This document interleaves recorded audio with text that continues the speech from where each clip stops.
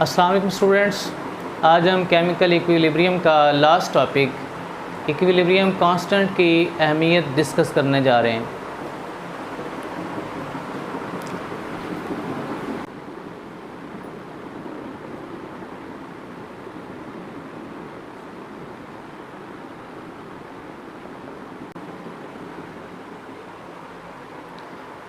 Equilibrium constant ये industries के अंदर इसका बहुत ज़्यादा इस्तेमाल है, क्योंकि जब आप किसी रिएक्शन की सिमत और हद मालूम करना चाहते हैं तो फिर केसी का जानना बहुत ज़्यादा ज़रूरी है। रिएक्शन किस जाना मूव कर रहा है और फिर रिएक्शन किस हद तक कंप्लीट होगा, तो उस हवाले से जानने के लिए केसी की इसकी जो अददी वैल्यू है ये बहुत ज़्यादा अहमियत की अमल है। फॉर एग्ज़ाम्पल, अगर आप इंडस्ट्रीज़ के अंदर अमोनिया तैयार कर रहे हैं और अमोनिया से आगे फर्टिलाइज़र वगैरह तैयार कर रहे हैं, तो उसके हवाले से आपको केसी का अदराक बहुत ज़्यादा ज़रूरी है।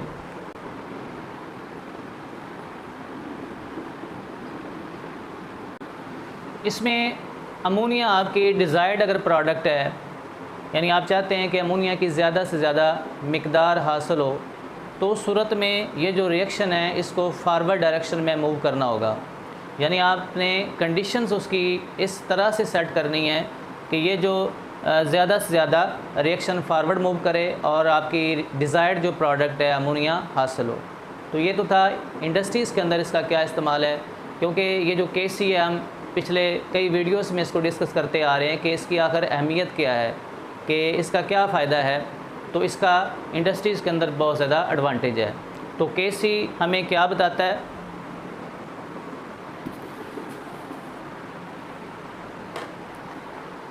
केसी की अददी वैल्यू जानने के बाद हम रिएक्शन की सिमत और रिएक्शन की हद की निशानदेही कर सकते हैं।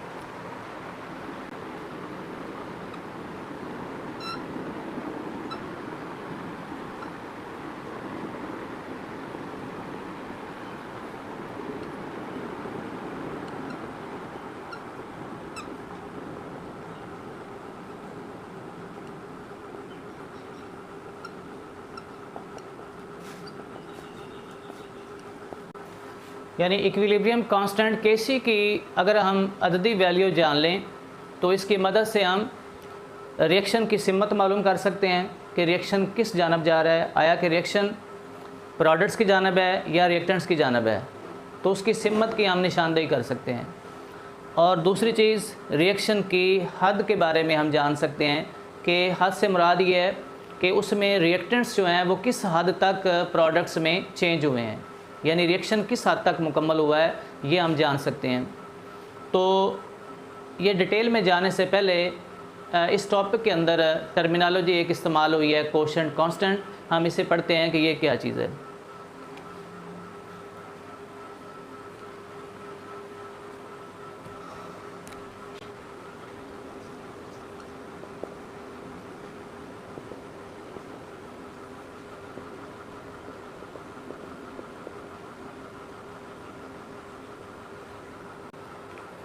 कोशेंट कांस्टेंट और इक्विलिब्रियम कांस्टेंट के दरमियान में हम डिफरेंस मालूम करते हैं कि इनमें फ़र्क क्या है।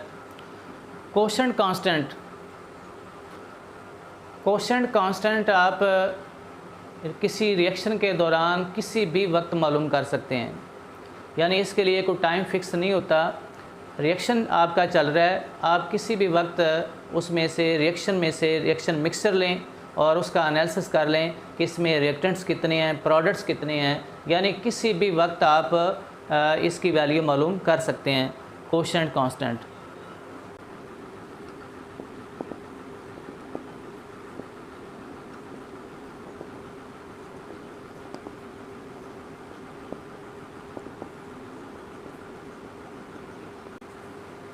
जबकि इक्विलिब्रियम कांस्टेंट ये सिर्फ़ रिएक्शन का इक्विलिब्रियम की हालत में ही मालूम किया जा सकता है, यानी जब रिएक्शन मुकम्मल हो जाए और इक्विलिब्रियम कायम हो जाए, जिसमें फारवर्ड रिएक्शन का रेट रिवर्स रिएक्शन के रेट के बराबर हो जाए, तो उसे इक्विलिब्रियम कहा जाता है।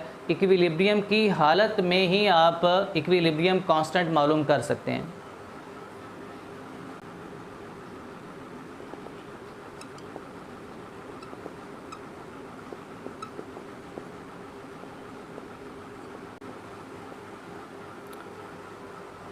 कोशेंट कांस्टेंट जब आप कैलकुलेट करते हैं, क्यूसी कैलकुलेट करते हैं, तो आप कॉन्सेंट्रेशंस के साथ स्मॉलर टी लिखते हैं और टी ज़ाहिर करता है कि आपने किस वक्त रिएक्शन मिक्सचर में से वो जो सैम्पलिंग की है कि उसमें से आपने उन रिएक्टेंट्स को या प्रोडक्ट्स को लिया है, और वो टाइम जो है वो ज़ाहिर करता है कि इतना टाइम पहले आपने उस रिएक्शन में से ये मिक्सचर जो है उसके जो अज्जा हैं वो आपने लिए हैं। जबकि केसी में कहीं भी ऐसा ज़िक्र नहीं करते, यानी टाइम का आप उसमें ज़िक्र नहीं करते।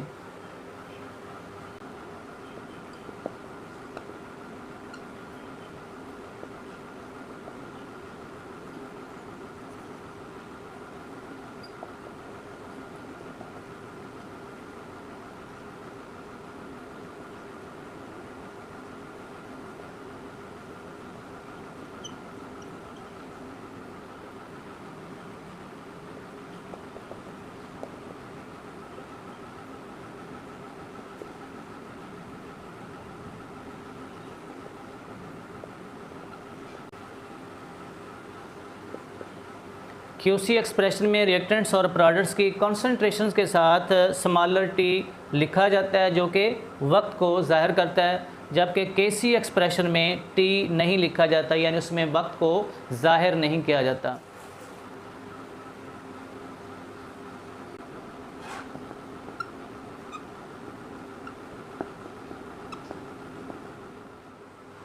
जी, क्यूसी जानने के बाद अब हम इक्विलिब्रियम कांस्टेंट की अहमियत के हवाले से कि रिएक्शन की सिम्मत की पेशगोई इससे की जा सकती है। रिएक्शन की सिम्मत की पेशगोई से मुराद ये है कि रिएक्शन किस जानिब मूव कर रहा है, आया कि रिएक्शन प्रोडक्ट्स की तरफ है या फिर रिएक्टेंट्स की जानिब है, कि रिएक्शन की इस वक्त जो प्रेजेंट इसकी जो पोजीशन है वो क्या है, आया कि इक्विलिब्रियम की हालत में पहुंच चुका है या फिर रिएक्शन मिक्सचर के अंदर रिएक्टेंट्स ज़्यादा पड़े हैं और उस सूरत में वो फारवर्ड जा रहा है, या प्रोडक्ट्स ज़्यादा हैं तो उस सूरत में वो बैकवर्ड डायरेक्शन में आ रहा है। तो ये हम केसी की अददी वैल्यू जानने के बाद ये पेशगोई कर सकते हैं, और वो जो हम करेंगे वो उसकी क्यूसी होगी, यानी जो उससे यानी किसी भी वक्त जब आप रिएक्शन मिक्सचर में से रिएक्टेंट्स और प्रोडक्ट्स को निकालते हैं, उसका एनालिसिस करते हैं, उनकी कॉन्सेंट्रेशंस मालूम करते हैं, तो उन्हें केमिकल इक्विलिब्रियम जो उसका एक्सप्रेशन है उसमें पुटअप करने के बाद जो अददी वैल्यू हासिल होती है वो उसकी क्यूसी होती है, और उस क्यूसी की मदद से आप बता सकते हैं कि रिएक्शन किस जानब जा रहा है, फारवर्ड जा रहा है या रिवर्स डायरेक्शन में मूव कर रहा है। जब कोई रिवर्सिबल रिएक्शन हो रहा हो तो किसी ख़ास लम्हे पर रिएक्शन मिक्सचर से नमूने लेकर तमाम रिएक्टेंट्स और प्रोडक्ट्स की कॉन्सेंट्रेशंस मालूम करने और उन्हें केसी वाली मसावात में दर्ज करने से जो वैल्यू हासिल होती है उसे रिएक्शन कोशेंट कहा जाता है, और फिर केसी और क्यूसी की वैल्यूज़ का मुवाजना करके रिएक्शंस की सिम्मत की पेशगोई की जाती है।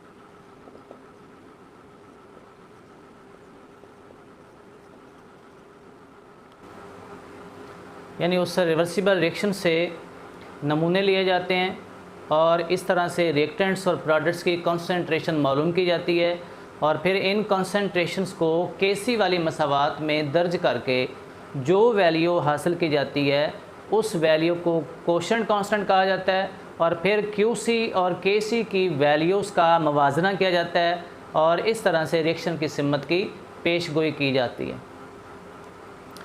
फॉर एग्ज़ाम्पल आपकी टेक्स्ट बुक में भी एक एग्ज़ाम्पल दी गई है, उसे हम देखते हैं। हाइड्रोजन आयोडाइड की इक्विलिब्रियम की जो केसी मालूम की गई है, इक्विलिब्रियम पोजीशन पर जो केसी मालूम की गई है वो हम वैल्यू पहले देखते हैं और फिर जब रिएक्शन हो रहा था उसकी QC नोट की गई है और उस दौरान जो कंसंट्रेशंस हासिल हुई हैं उन्हें हम केमिकल इक्विलिब्रियम की जो मसावात है उसमें दर्ज करके देखते हैं।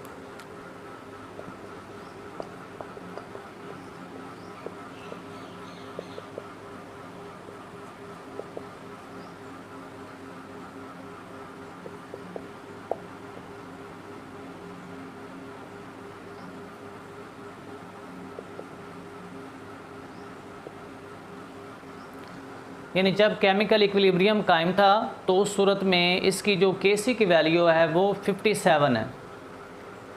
अब हम इसकी यानी जब ये रिएक्शन मिक्सचर हो रहा तो उसमें से मिक्सर में से रिएक्टेंट्स और प्रोडक्ट्स को निकाला गया, तो वो हम देखते हैं क्या वैल्यू थी इसकी। तो इसमें H2 इसके साथ ये स्मॉलर t हम लिखते हैं 0.10 मोल पर डेसीमीटर क्यूब, और आयोडीन की जो इसमें वैल्यू दी गई है वो है टाइम t पर 0.20 मोल पर डेसीमीटर क्यूब, और हाइड्रोजन आयोडाइड इसकी वैल्यू है 0.40 मोल पर क्यूबिक डेसीमीटर। अब ये QC है, क्योंकि इसके साथ T लिखा हुआ है, ये ज़ाहिर करता है कि ये इक्विलिब्रियम पर वैल्यू नहीं ली गई, बल्कि रिएक्शन के दौरान रिएक्शन हो रहा था तो उसमें से नमूने में उसके लिए गए हैं रिएक्टेंट्स और प्रोडक्ट्स के, और वो क्या है हाइड्रोजन की ये वैल्यू। अब हम इन्हें क्या करते हैं Kc वाली मसावात में दर्ज करते हैं।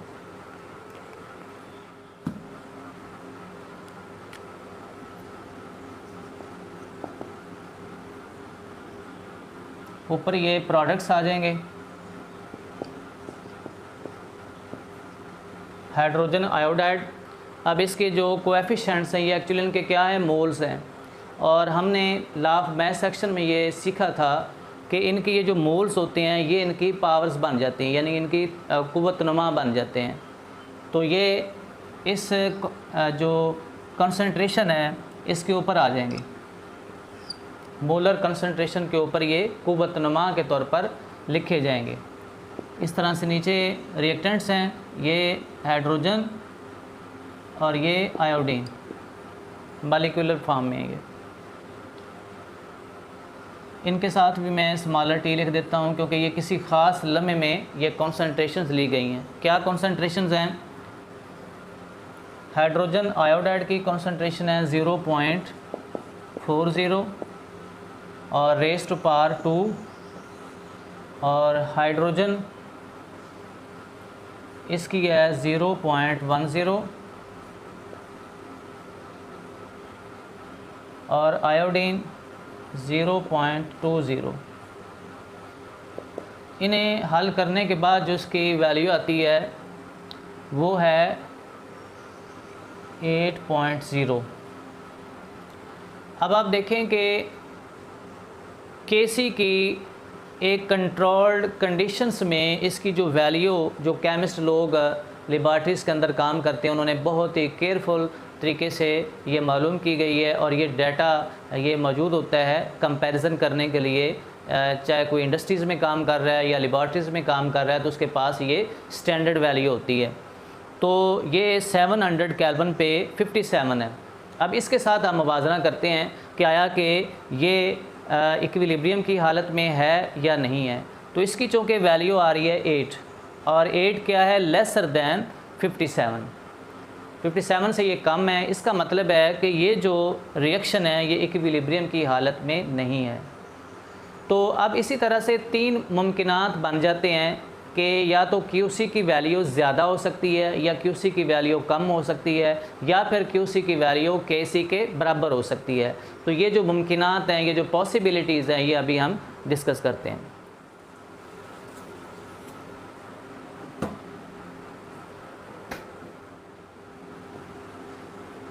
पहला इम्कान क्या है कि QC की वैल्यू लेसर देन हो KC से, तो फिर क्या होगा, QC लेसर देन KC, तो उस सूरत में क्या होगा।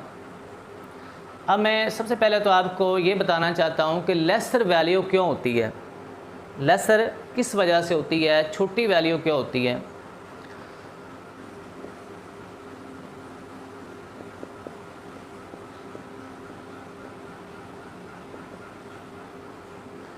देखें, बाएं जानब रिएक्टेंट्स लिखे जाते हैं, एक रिएक्शन में बाएं जानब रिएक्टेंट्स होते हैं और प्रोडक्ट्स को दाएं जानब लिखा जाता है। अब अगर हम इसे सिंप्लीफाई करें तो KC इसकी हम कैसे लिखेंगे, KC होगी प्रोडक्ट्स ऊपर लिखे जाएंगे और नीचे क्या है, रिएक्टेंट्स हैं। मैं जस्ट आपको समझाने की गरज से ये कर रहा हूँ। अब देखें यहाँ पर डिवाइज़र क्या है, रिएक्टेंट्स हैं जो इसको डिवाइड कर रहा है, ऊपर क्या है आपके, प्रोडक्ट्स हैं। अगर इसकी वैल्यू ज़्यादा होगी, रिएक्टेंट्स की वैल्यू ज़्यादा होगी, तो आंसर हमेशा छोटा आएगा। फॉर एग्ज़ाम्पल कि आपके पास ये 10 है, 10 को अगर आप 5 पर डिवाइड करते हैं तो इसका आंसर 2 आएगा। लेकिन अगर आप 10 को 2 पर डिवाइड करेंगे तो इसका आंसर 5 आएगा, जो कि इससे बड़ा है। मतलब क्या हुआ कि अगर रिएक्टेंट्स कम होंगे तो लाजमी तौर पर जो QC की वैल्यू है, यहाँ पे हम QC लिख देते हैं क्योंकि हम किसी ख़ास लम्हे में मालूम कर रहे हैं, तो उस सूरत में QC की जो वैल्यू है, अगर डिवाइज़र छोटा होगा तो आंसर बड़ा आएगा, और अगर डिवाइज़र बड़ा होगा यानी उसको तकसीम करने वाला, तो आंसर छोटा आएगा। जस्ट समझाने की गरज से कि अगर रिएक्टेंट्स ज़्यादा पड़े होंगे तो QC की वैल्यू कम आएगी, और अगर रिएक्टेंट्स कम होंगे तो QC की वैल्यू बड़ी आएगी। फिर उस सूरत में क्या होगा, ये अभी हम अमकनात जो उसके डिस्कस करते हैं।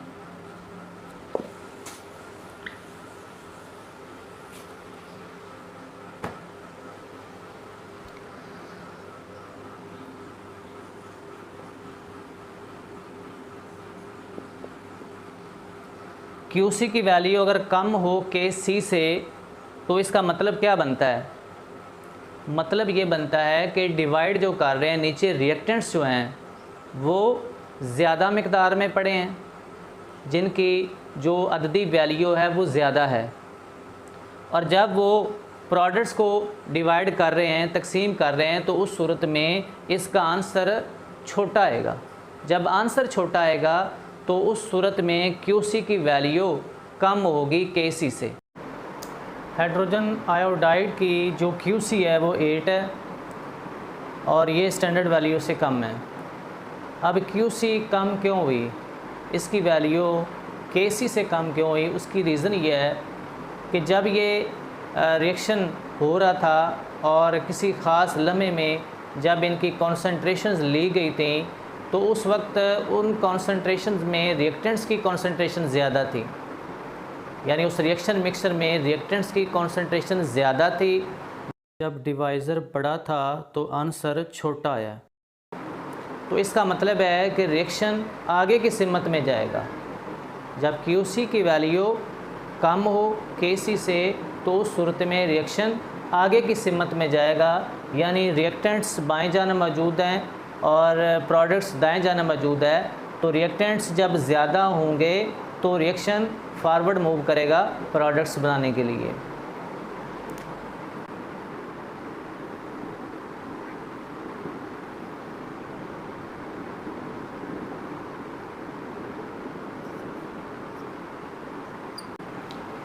रिएक्शन आगे की तरफ मूव करेगा। ये कब होगा, जब QC की वैल्यू कम हो KC से। तो इसमें आप देख सकते हैं कि 8 कम है 57 से, और इसकी रीज़न भी क्या है, रिएक्शन मिक्सचर में ये रिएक्टेंट्स ही रिएक्टेंट्स पड़े हैं, और यानी ये रिएक्टेंट्स नीचे होते हैं। आप जानते हैं कि जब QC आप लिखते हैं तो प्रोडक्ट्स को ऊपर लिखा जाता है और रिएक्टेंट्स को नीचे लिखते हैं। तो इस केस में ये जो रिएक्टेंट्स हैं यानी हाइड्रोजन और आयोडीन, नीचे जब इनकी अददी वैल्यू ज़्यादा होगी, प्रोडक्ट्स को जब ये तकसीम करेंगे तो आंसर छोटा आएगा। तो उस सूरत में फिर क्या होगा, रिएक्टेंट्स आगे की जानिब मूव करेंगे, प्रोडक्ट्स बनाएंगे और उस वक्त तक आगे चलते रहेंगे जब तक कि फारवर्ड रिएक्शन का रेट रिवर्स रिएक्शन के रेट के बराबर नहीं हो जाता। यानी जब तक ये जो रिएक्शन है इक्विलिब्रियम अटेन नहीं कर लेता उस वक्त तक ये आगे की तरफ मूव करेगा। अब उसके बाद है कि QC की वैल्यू ग्रेटर हो KC से, तो फिर क्या होगा।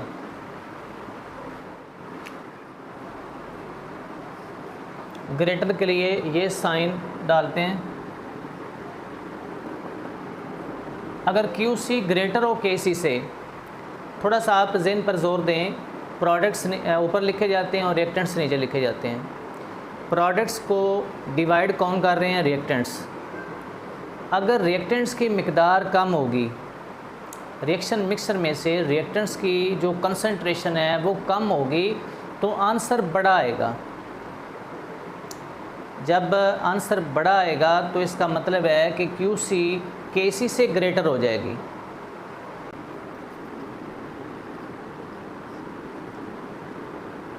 जब रिएक्टेंट्स कम होंगे, प्रोडक्ट्स ज़्यादा होंगे, तो उस सूरत में आंसर बड़ा आएगा। तो इसका मतलब है कि QC KC से बड़ी तब होगी जब रिएक्शन मिक्सचर में रिएक्टेंट्स कम हों और प्रोडक्ट्स ज़्यादा हों, तो उस सूरत में QC की जो अददी वैल्यू है वो KC से ज़्यादा होगी। फिर उस सूरत में क्या होगा,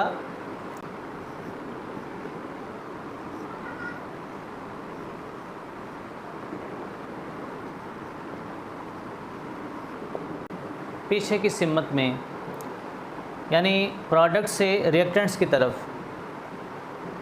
आप उसी एग्जांपल को ज़हन में रखें। जब डिवाइज़र बड़ा होगा तो आंसर छोटा आएगा और जब डिवाइज़र छोटा होगा तो आंसर बड़ा आएगा। तो इसी को अगर आप समझ लें तो आप इन्हें आसानी से समझ सकते हैं।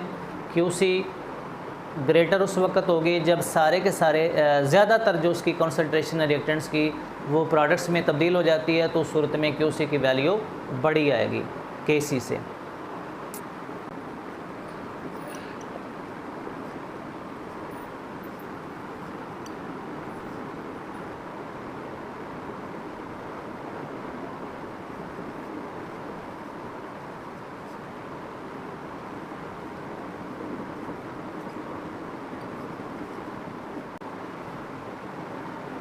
तो रिएक्शन दाएं से बाएं की सिमत वाक़ होगा, ताकि दाएं क्या है, दाएं आपके प्रोडक्ट्स हैं और बाएं जानब क्या है, रिएक्टेंट्स हैं।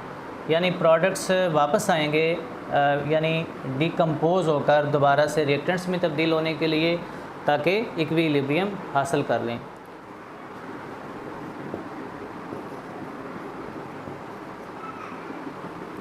अगर QC बराबर हो KC से, तो उस सूरत में जो रिएक्शन है वो इक्विलिब्रियम हासिल कर लेता है, यानी रिएक्शन इक्विलिब्रियम की हालत में होता है। तो इस सूरत में फारवर्ड रिएक्शन का रेट रिवर्स रिएक्शन के रेट के बराबर होगा।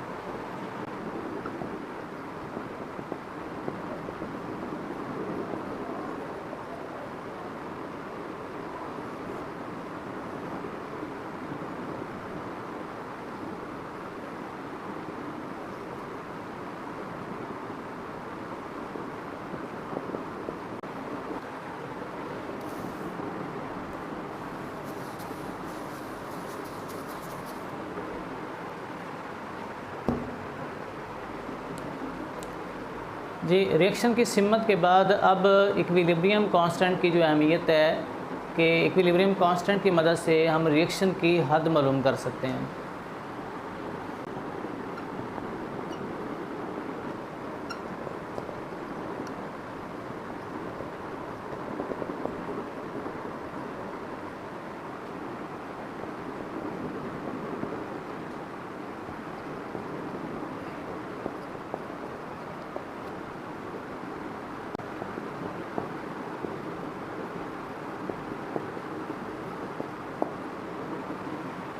किसी रिएक्शन में रिएक्टेंट्स किस हद तक प्रोडक्ट्स में तब्दील होते हैं उसे रिएक्शन की हद कहते हैं। ये KC से हम अंदाज़ा लगा लेते हैं, KC की बड़ी अददी वैल्यू है या KC की छोटी अददी वैल्यू है, या फिर KC की अददी वैल्यू ना बड़ी हो ना छोटी हो, यानी दरमियाने दर्जे की हो। तो इससे हम अंदाज़ा लगा सकते हैं कि रिएक्टेंट्स किस हद तक प्रोडक्ट्स में तब्दील होते हैं।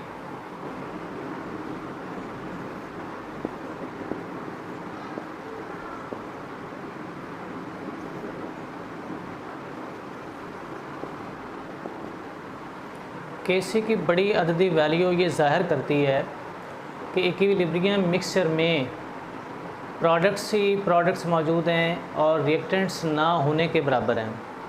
ऐसा रिएक्शन काफ़ी हद तक मुकम्मल हो जाता है, यानी जब रिएक्टेंट्स कम्प्लीटली प्रोडक्ट्स में तब्दील हो जाएं तो ऐसा रिएक्शन मुकम्मल हो जाता है। फॉर एग्ज़ाम्पल कार्बन मोनोऑक्साइड की ऑक्सीडेशन 1000 केल्विन पर ये ऑक्सीडेशन होती है।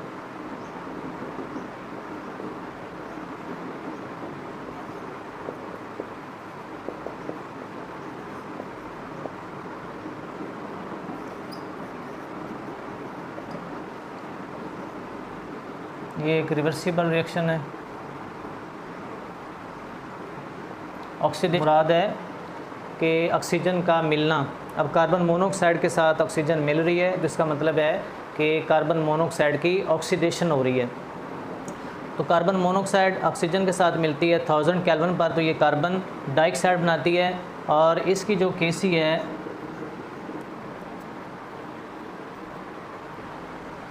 टू 10⁻²², तो ये इसकी Kc ये एक बड़ी अददी वैल्यू है, जिससे ये ज़ाहिर होता है क्योंकि इसमें जो रिएक्टेंट्स हैं ये डिवाइड करते हैं। जब डिवाइज़र छोटा होगा तो आंसर बड़ा आएगा। इसका मतलब है कि रिएक्टेंट्स सारे के सारे प्रोडक्ट्स में कन्वर्ट हो गए हैं, तो इसी वजह से ये Kc की बड़ी अददी वैल्यू आई है।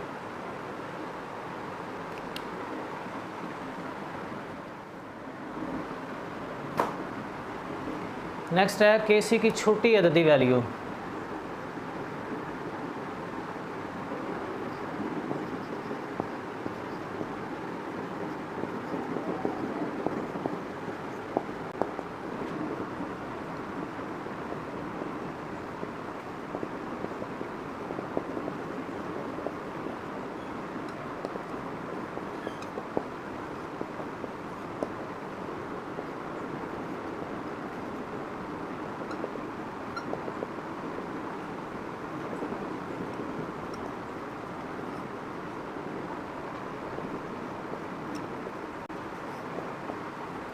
Kc की छोटी अददी वैल्यू ये निशानदेही करती है कि इक्विलिब्रियम मिक्सचर में रिएक्टेंट्स ही रिएक्टेंट्स मौजूद हैं, जबकि प्रोडक्ट्स ना होने के बराबर है। इसी वजह से Kc की छोटी अददी वैल्यू निकलती है, यानी कि ये ऊपर क्या हैं, प्रोडक्ट्स हैं और नीचे रिएक्टेंट्स हैं। जब ये डिवाइज़र बड़ा होगा तो आंसर छोटा होगा, यानी रिएक्शन मिक्सचर में रिएक्टेंट्स ही रिएक्टेंट्स पड़े हैं और उनकी बहुत कम मिकदार प्रोडक्ट्स में तब्दील हुई है, तो इसी वजह से Kc की छोटी अददी वैल्यू होती है। मिसाल के तौर पर अमोनिया डिकम्पोज होती है हाइड्रोजन में और नाइट्रोजन में, तो इसकी जो Kc है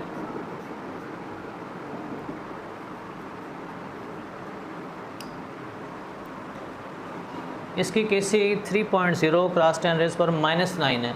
माइनस जब किसी पार के साथ आती है तो वो उसकी जो वैल्यू है वो छोटी होती है, कम होती है, इसी वजह से उसके साथ माइनस का साइन आता है। तो इसकी जो वैल्यू है वो बहुत कम है, Kc की छोटी अददी वैल्यू है। इसका मतलब ये हुआ कि ये जो अमोनिया है इसकी बहुत कम मिकदार हाइड्रोजन में और नाइट्रोजन में कन्वर्ट हो रही है, तो इसी वजह से जो Kc की जो वैल्यू है इसकी कम आई है।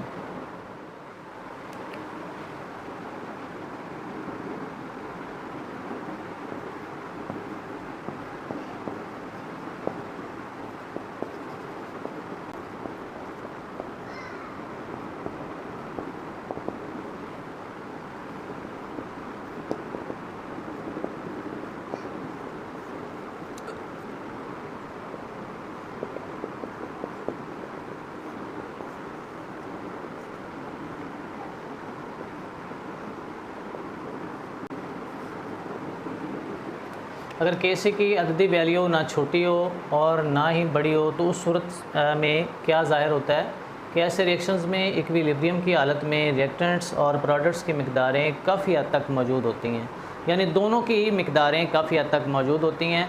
ना ही जिस तरह से हमने पहले पढ़ा कि एक कंडीशन में रिएक्टेंट्स मौजूद हैं और दूसरी कंडीशन में प्रोडक्ट्स मौजूद हैं, लेकिन ये जो तीसरी सिचुएशन बन रही है कि Kc की अददी वैल्यू ना बड़ी हो ना छोटी हो, तो इससे ये ज़ाहिर होता है कि रिएक्टेंट्स और प्रोडक्ट्स की मिकदारें काफ़ी हद तक मौजूद होती हैं। मिसाल के तौर पर